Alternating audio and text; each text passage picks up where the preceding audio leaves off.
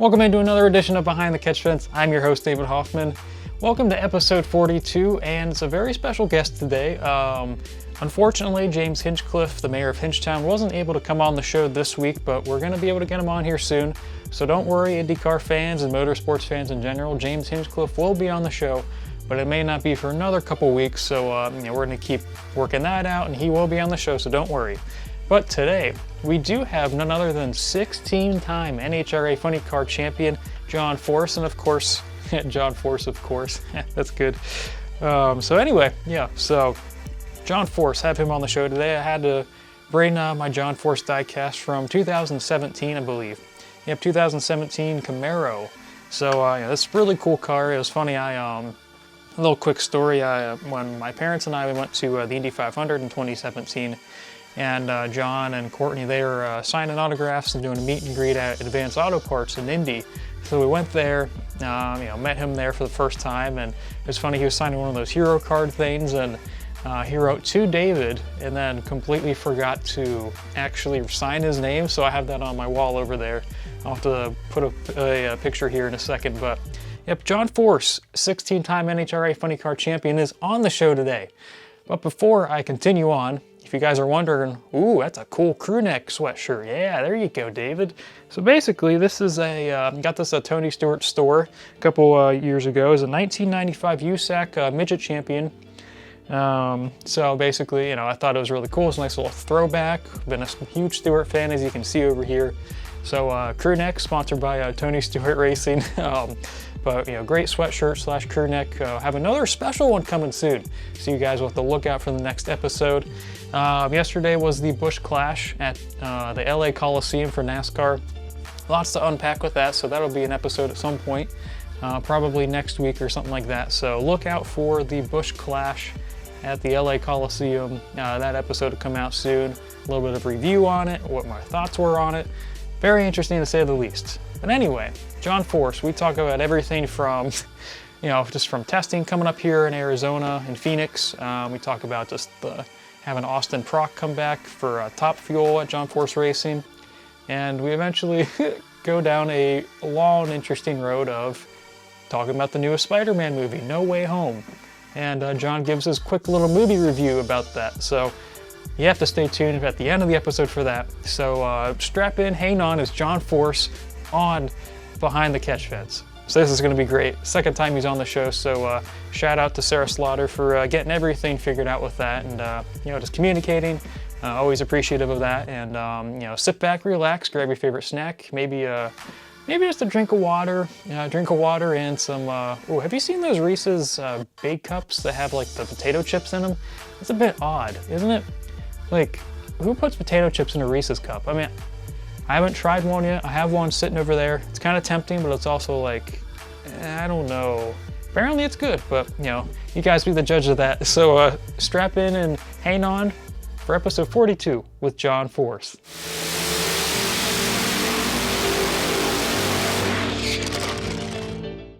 I'm sitting right in the middle of that.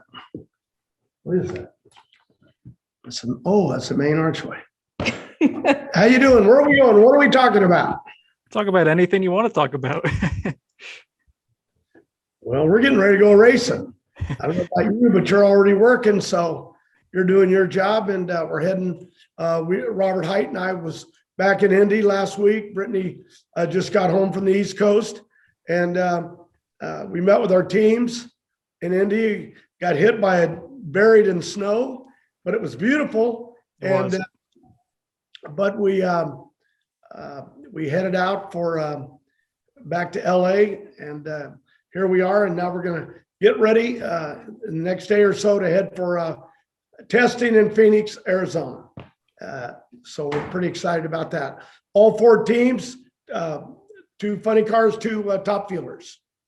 And you mentioned testing in Phoenix. I've always wondered what all do you kind of want to accomplish going into a testing period of a couple days? Well, you've been out of Robert Height, myself. Robert drives the Auto Club Chevy. I drive the Peak antifreeze and coolant Chevrolet. Brittany drives for Monster Energy and Flavor Pack. And Austin Proc is back with us this year, driving Montana brand. Cornwell Tools, Baldwin Filters, got a brand new sponsor, Power Solar. We're excited to have him on board. I raced against John Powers.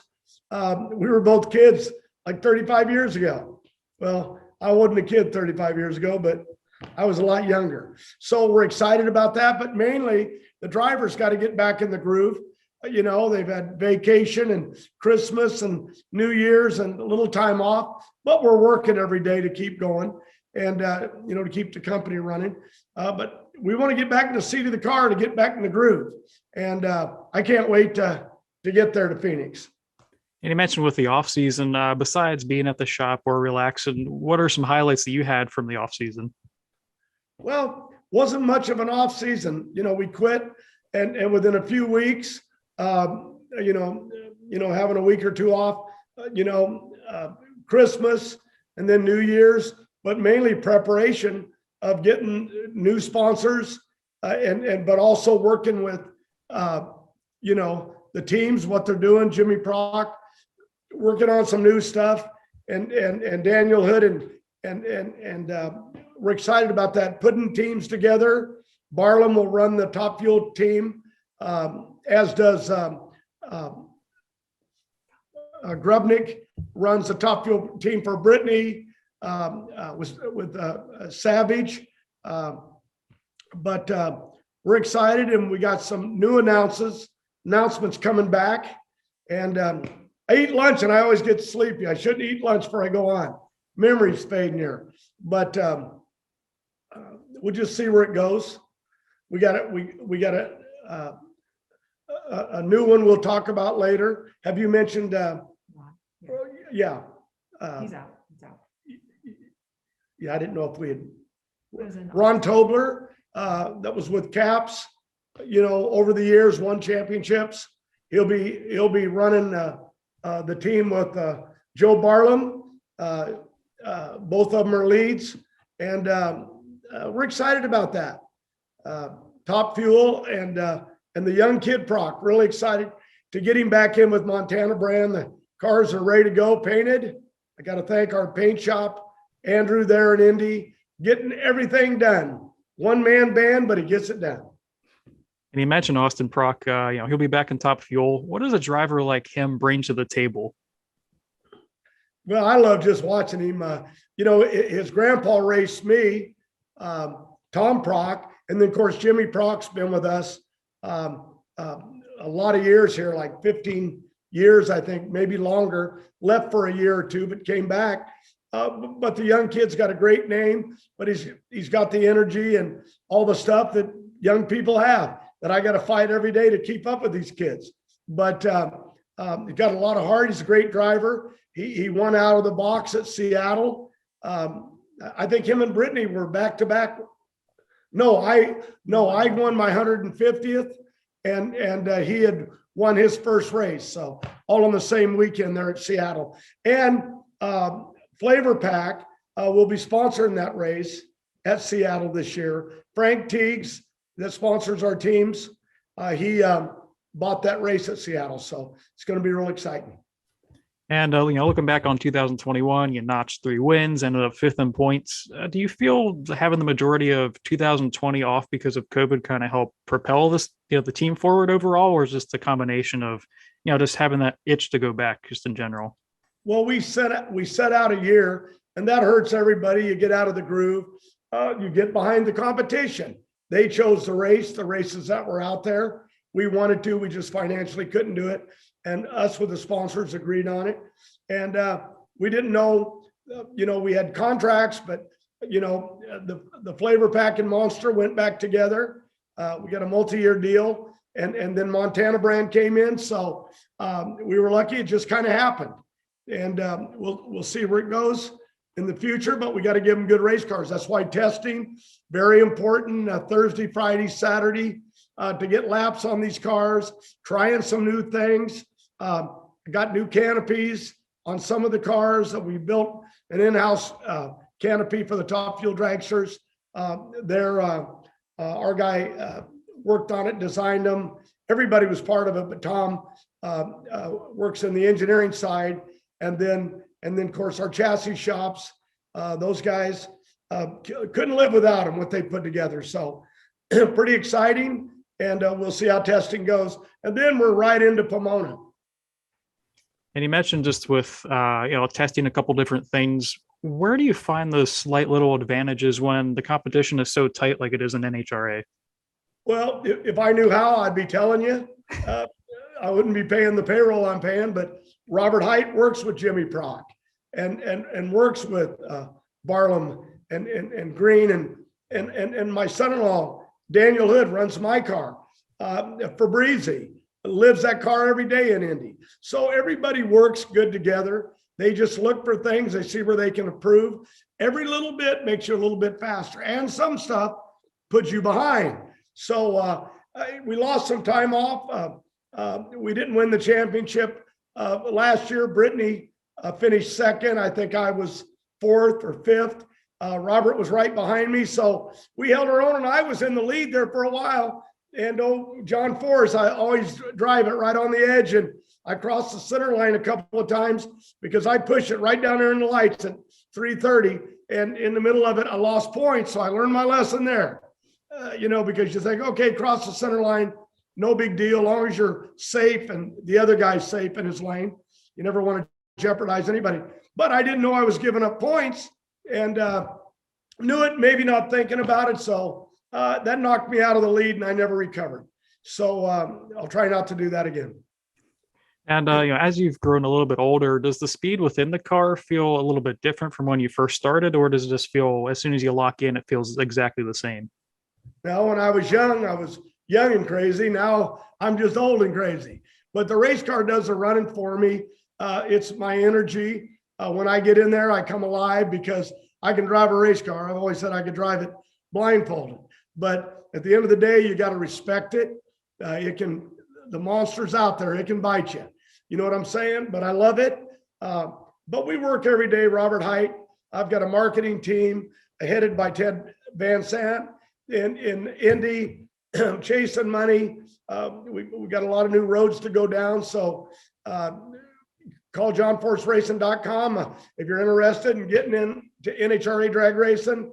John Force with the 4-car team. You talk to Ted, and he'll lead the charge on that.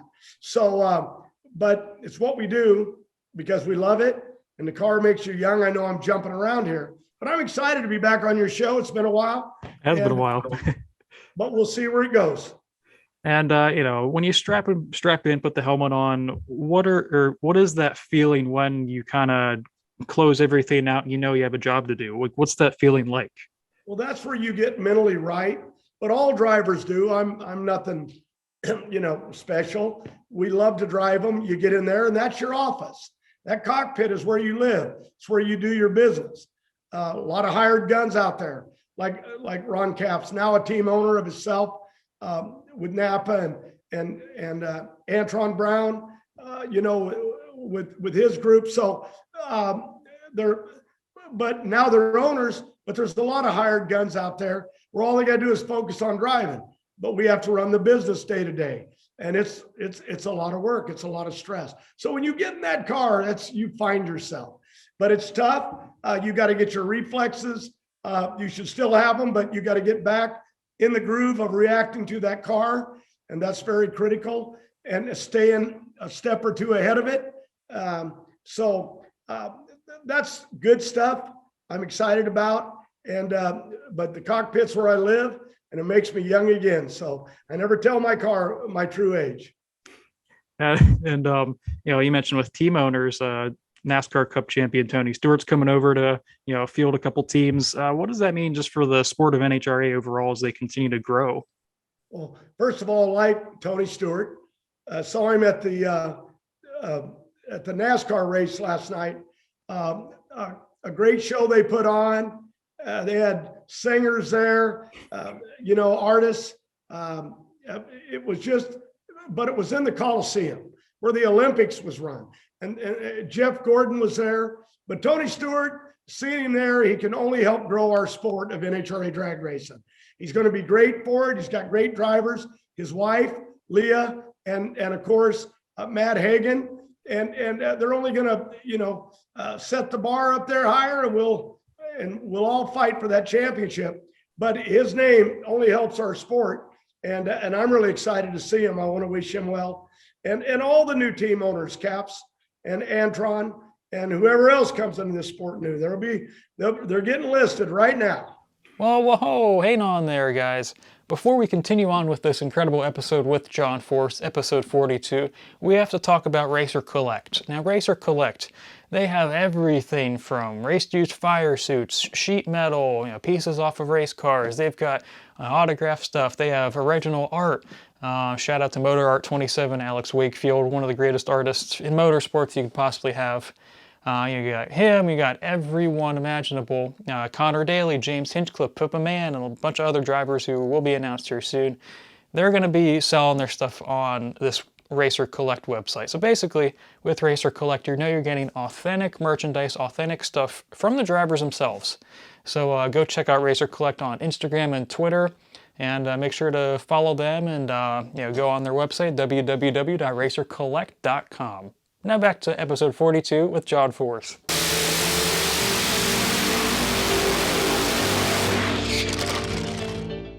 And he mentioned some of the acts from yesterday, the performances. What was your favorite one between Pitbull and Ice Cube?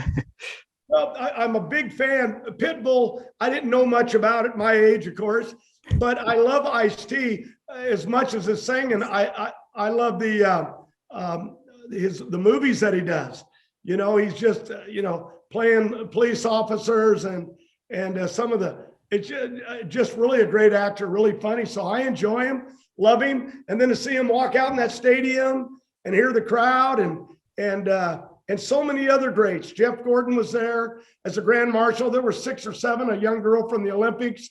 Boy, the names, you couldn't beat it. So NASCAR knows how to promote. NHRA does too. And I don't know if we'll end up in the Rose Bowl, but that was quite a deal. They spent $1 million paving that track in there and put in a great crowd. So, hats off to NHRA, our big brother. We love them, but we'll learn from them.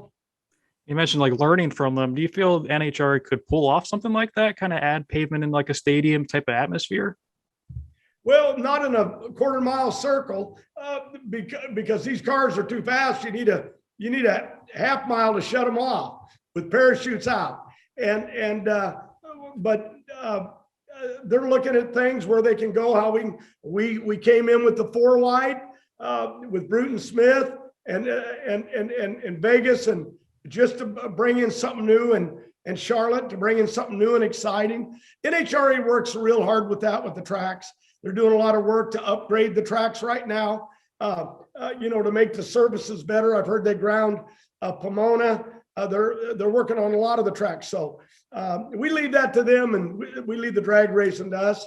The part that we do. They have Safety Safari that has great people, and they work hard, and they risk their lives out there too. Just like our men and women in the police and fire department, the military, Army, Navy, Marines, Air Force, National Guard, everyone works. And the first responders, you got to take your hat off. Got to love them all, what they've done to get us through this pandemic, and looks like it's going the right direction. So we'll see. Hoping the pandemic can fully be gone here by the end of the year. I mean, who knows at this point? But love to see it go away. It's I probably hurt mostly for the kids in school and having to wear masks and all that's going on. But I don't get into politics. I'm not that smart. I just I worry about the little kids. They need their friends. They need their school. They need their teachers. They need their growth. They need their parents. They need it all, or they will not evolve for the future. So, but I leave that to the good Lord. And kind of going in a more non-serious, part of the interview. I heard that you got into quite a few fights when you were younger, and you had a time where you would throw up on people and they would just stop. What's the story behind that? Well, let's just say that I got in a lot of fights, but I got beat up a lot. But it was a story I told. I had a situation. I told my brother, this guy's going to beat me up after school. How do you know he can beat you up? He's already done it 3 times. My brother said, well, go. Why do you want to fight him? I said, I got to. You get called out. Just kids, right? But in the middle of it, I said, the problem is I get so sick. I'm so weak. I have no energy to fight. He said, well, if you get sick, just throw up. Well, didn't mean to, but I threw up on the guy. And that was the end of the fight. Best weapon I ever had. Can't go wrong with that. That's Story, one way to. embarrassed telling it, but let's move on. With that, you've always been competitive regardless of what you're doing. Where did that competitive spirit come from originally? Well, I come from, my dad, mom. My mom was kind of the lover in the family, and respect and be loyal to the people around you, whether your wife, your kids, your friends, your employees, sponsors, fans. But my dad was the other way. A fight for everything, worked 7 days a week. And here I am at my age, still working 7 days a week. Sometimes Robert Height wonders what I accomplish. He runs the company now. He's president. But I do it every day because I think about it continually. And to the point, I drive my wife crazy. She goes, all it is ever is about the race cars and survival. But that's what I have to do to take care of my kids and the sponsors and my fans. And my grandchildren are racing. Autumn's moving up from junior dragster to super comp. Jacob and Noah, they're both in junior dragsters. But I go watch them play stick and ball. I was with Jacob. He was playing hockey yesterday in a stadium. He's there with his dad and mom. His dad's a big hockey player, my crew chief, Daniel Hood. And in the middle of it, he goes out there and scores. And it was like, this is awesome. Watching a little guy, I can't even hardly skate, especially on ice. I don't know if I could hit whatever them balls are they hit, but hockey puck. So anyway, just love my grandkids. So I got to work every day and I enjoy it. I love it. I probably aggravate the people around me sometimes because everybody needs a break, but I have no hobbies. I've got a car museum in California and out in Indy, nothing huge, but I don't even have time for it or driving my motorcycles. I tried fishing. I'm terrible. Tried golfing, more terrible. So in the end, drag racing, a guy said, what would you do if you quit racing? I said, I'll go get a race car and go racing because was my hobby when I started. So my dad taught me just give it all you got. And I hold records from high school. I'm the losingest quarterback at Bell Gardens High. I lost 3 years at 9 games, 27 games, lost every game as a quarterback. That record still stands to this day. But I had polio as a kid, no excuse for losing football games. But from the polio, it made me just get in the hunt for whatever I did. If I run track or played basketball or I wrestled in school, I did a little bit of everything, but I gave my heart to it, just like I give it to drag racing. And it'll take my heart someday, but so be it. Long time from now. Hopefully it is a very long time from now. But you mentioned, just all the successes you've had in motor, at NHRA. I noticed all these trophies, kind of lining around the cars. Is that all 150 or are there a couple in, other places? No, there's trophies in Indy. We have 21 championships as a group. And even my grandsons, Jacob, Noah, and Autumn have won trophies racing. My grandson, Noah, won the 4-wide at Las Vegas. It freaked me out. There's 4 drivers are all lined up, 4 different sets of lights. I saw what it did to drag racers, pros trying to race in a 4-lane, it'll break your concentration. And Noah went right out there and won. And he come back, he was so mad. He goes, Grandpa, all I wanted was a trophy. And he goes, they gave me a jacket. You win the race, you get a trophy. But if you win the Saturday night 4-wide, you get a jacket. And I said, you got to honor that jacket. And I got him in my museum. And like I said, Jacob, I want to collect everything that I can get my hands on. But seeing Jacob score the other night with the hockey puck, that was unbelievable. And Autumn, she's won races, same thing. But now she's going up the ladder with her dad. And we'll see how that goes. It's exciting to hear. And hopefully, your grandkids will, wherever they end up pursuing that, they'll be, they'll learn a lot from you. As I feel like they already have. They might have learned some, but Daniel Hood, my daughter Ashley, she drove funny cars, was runner up to me one year in funny car, won a lot of races, set a lot of records. But the children will do what they choose to do. And I'm not going to push that. I even wonder sometimes if I push my own, Brittany and Courtney. Now Courtney's got Harlan, but her and Graham Rahal. So Harlan will probably end up in the IndyCar, but who knows?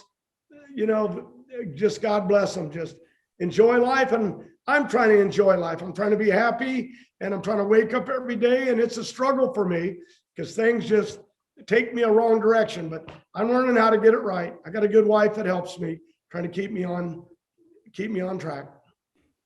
And a final couple questions. So these are the very interesting, fun questions. So if you could eat one meal for the rest of your life, what would you choose and why?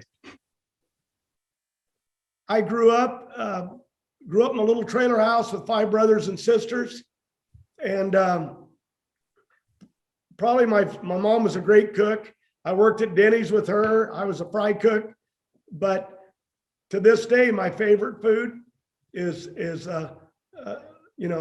bologna and cheese on bread with mustard. That's just, I've grown up on it. And when I really want to treat myself, don't think I don't love Chinese food or pizza. We got great restaurants here in Yorba Linda. But some things go back.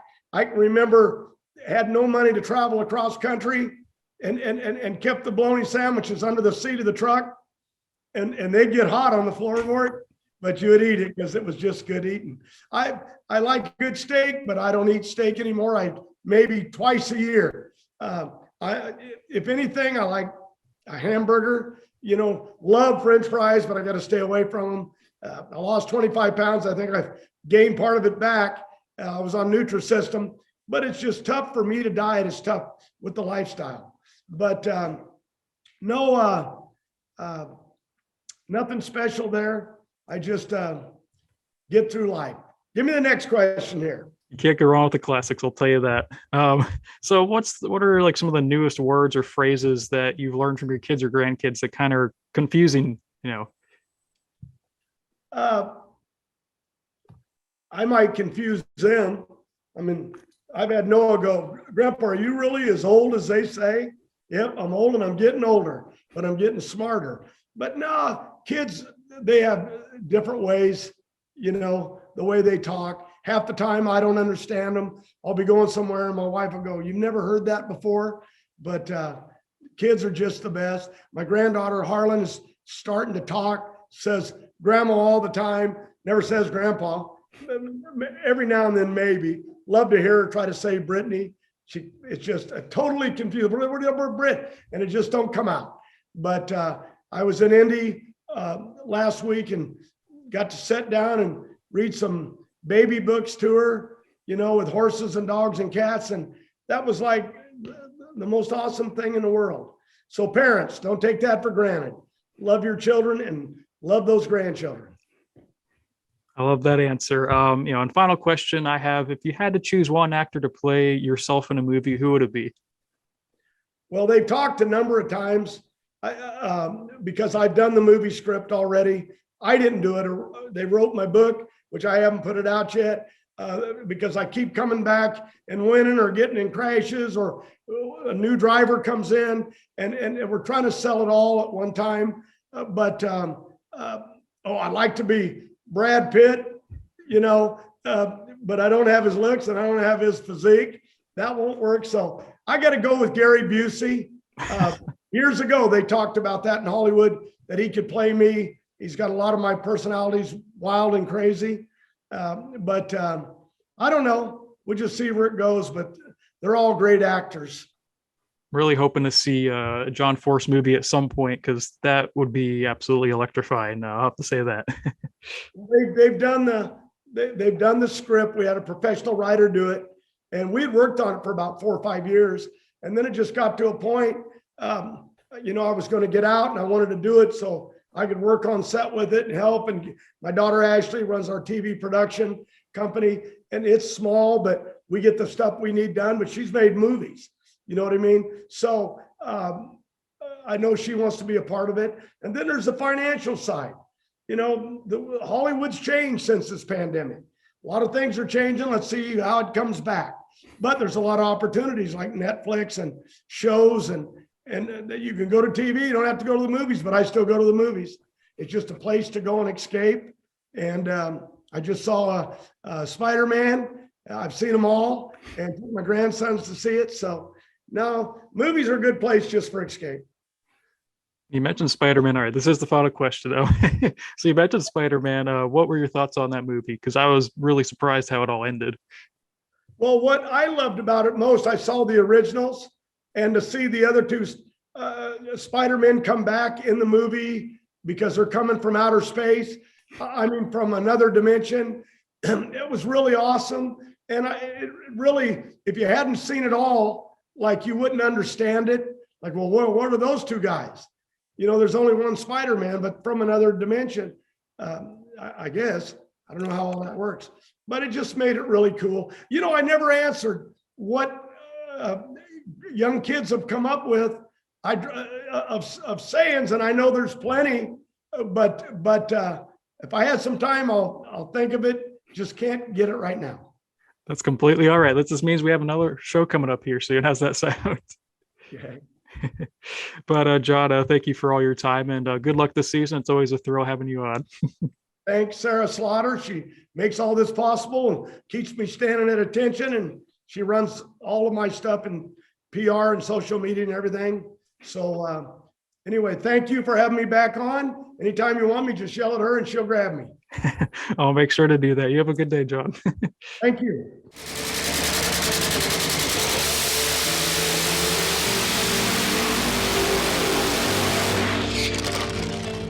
Welcome back into the man cave here at Behind the Catch Fence headquarters. Whoa, headquarters? That's actually kind of cool. I actually had like a little LED sign, and that'd be really cool. Anyway, so John Force was just finishing up on episode 42 of Behind the Catch Fence, and I hope you guys really enjoyed it. You know, who knew we'd end up talking about Spider-Man and random movies. So that was a lot of fun. I always appreciate John Force coming on the show.